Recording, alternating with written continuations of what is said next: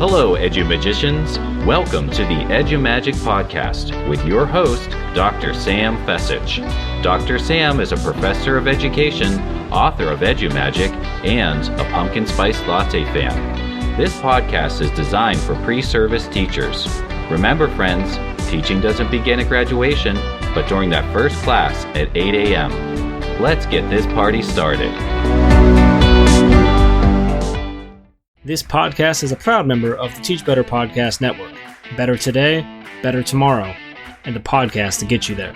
Explore more podcasts at www.teachbetterpodcastnetwork.com. Now let's get on to the episode. Hello, EduMagicians. Welcome to the EduMagic podcast with your host, Dr. Sam Fecich. Dr. Sam is a professor of education, author of EduMagic. This podcast is designed for pre-service teachers. Remember, friends, teaching doesn't begin at graduation, but during that first class at 8 a.m. Let's get this party started. This podcast is a proud member of the Teach Better Podcast Network. Better today, better tomorrow, and the podcast to get you there. Explore more podcasts at www.teachbetterpodcastnetwork.com. Now let's get on to the episode. Hey there, student teachers, and welcome back to another episode of the EduMagic podcast.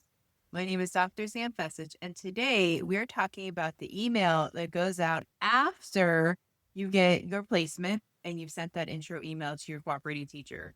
So in this episode, we're going to talk about the thank you email. This email goes out after you've met with your cooperating teacher and you've learned all about your placement and you're really excited about it. But what do you do after you meet? Well, this episode is going to talk exactly what you need to include, the tone, and even a plug and play template.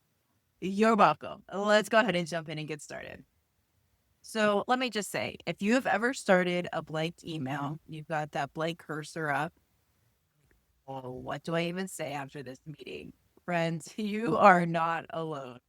In this episode, we're going to be talking about why this thank you email matters, what to include, and how to set that tone for professionalism in your student teaching or field placement.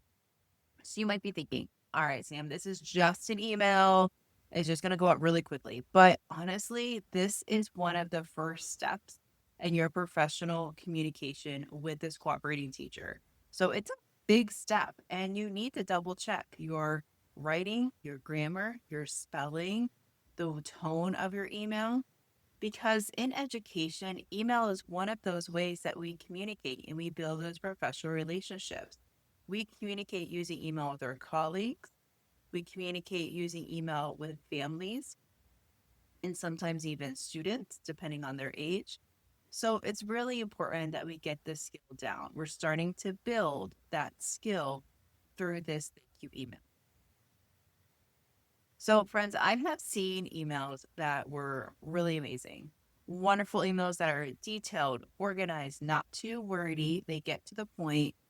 And I've also seen emails that are not so great. Maybe there's some misspellings. Maybe there's confusion in the email.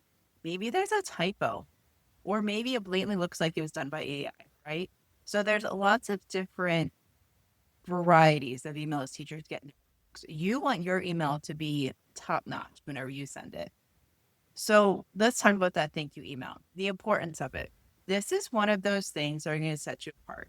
It's one of those gold star things that you can do that people are really going to notice. Like, hey, they sent a thank you follow-up email. That's really important because you're starting to build your reputation as a professional educator at this school. So before we jump in, let's go ahead and recap. You've sent that intro email to your cooperating teacher. You've met with them. This is that follow-up email. This is the purpose of this follow-up. So you're going to want to make sure that this email is reflective. It restates content that you've already discussed with your cooperating teacher, and it shows that you were an active listener. It's a professional thank you email that you can send after you've introduced yourself and after you've met with the cooperating teacher. So this thank you email needs to go out after your first meeting. You could also send a thank you email throughout your student teaching placement, perhaps after the cooperating teacher observed a lesson or after your supervisor observed your lesson. after you met with a recruiter or an interviewer. So this is a skill that you're going to start to develop, not just through this email and this one instance, but you can use it again. You want to make sure that you send that email within 24 hours so it is meaningful and still top of mind. So some things to include in your thank you email. You want to make sure that your email is specific. What are you thanking them for? Are you thanking them for carving out the time to meet with you and share about their classroom? Are you thanking them for bringing curriculum that you might want to be looking at over the summer, or recommending 3 books? Maybe you've added them to your Amazon cart, or you started listening to one in the car on your way home from your meeting with your cooperating teacher. You want to make sure that your email is genuine from you, from the heart. You can tell if something is just like, hey, write a thank you email in AI. You want to make sure that it's genuine and it's reflective of your experience and what's in your heart. Make it really brief. This does not need to be a 2-paragraph thank you email. We're thinking maybe 1 paragraph, 4 to 5 sentences, clear intro, clear content, clear signature. You want to make sure it's quick, meaningful, and genuine. You want to share something perhaps that you learned, something that you gained from that meeting, thanking them for their time, and what you're looking forward to in the relationship. Looking forward to working with your students. I really liked how you shared the science of reading curriculum that you're using so I can practice. Thanks for that YouTube channel recommendation. I have it queued up. Whatever it might be, just show sincere gratitude and show that you're looking forward to working with them during your student teaching. So a thank you email, this does not need to take a lot of time. Just like with our intro email, you're going to check your grammar and your spelling. You're going to check your tone.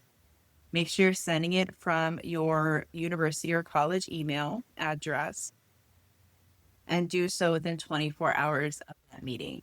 What this does, it's really quick 2-minute way that can really have a lasting impact on your professionalism. And it starts to build that skill. So it shows that you notice that person and the time that they took to meet with you. It shows that you're valuing their time and their effort to work with you. And it shows that you're growing in the skill of writing a thank you. So bottom line, if you're wondering, should I send a thank you follow-up? The answer is absolutely yes, you should. You should absolutely send that thank you. And it only takes a few minutes of your time, but it can have huge impact. All right, friends, that's it for today. This was a shorty episode. And if it was helpful, please share it with a fellow student teacher or field student. This is one of those small things can really make a big difference, and you want to raise up those around you. So go ahead and share this out. And if you want one of the templates, a plug-and-play template, head on over to sfessich.com. I got you covered with a beautiful Mad Lib style template that you can check out with an example, just in case you wanted that too. Until next time, friends, remember, you have the EduMagic within you. EduMagic is here to help you become the educator you were meant to be. Have a great day. Bye for now.